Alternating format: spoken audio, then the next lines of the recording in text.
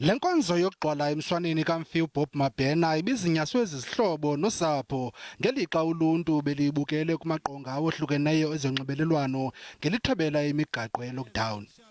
Ukusoleka kaBob Mabena ngesiquphe ukulothusile uluntu oluninzi kweli. Umfi uMabena nobesaziwa kakhulu ngokuba yijema ngabaninzi uchazwe njengomntu ophile ubomi ngokugqibeleleyo. When he said he cared about you, he didn't just say it. He showed you. He showed you. You know, love is a verb. It's in the things you do. UBob usasaze inkqubo yakhe yokugqibela ePower FM ngoLwesihlanu weveki ephelileyo phambi kokuba asutywe lulamvila lokufa. I did see him on a Saturday, the last Saturday of his life. He came to me with his dear wife, and I just said, look, slightly above my level, because he was, of course, in pain. That I can tell you, he was in pain.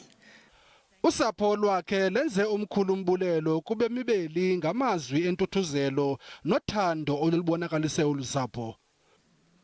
I want to be greedy and say I wish I had more time, but he gave me the best of himself. Umfi uBob Mabena uza kubekwa kwikhaya lakhe lokugqibela ngomgqibelo.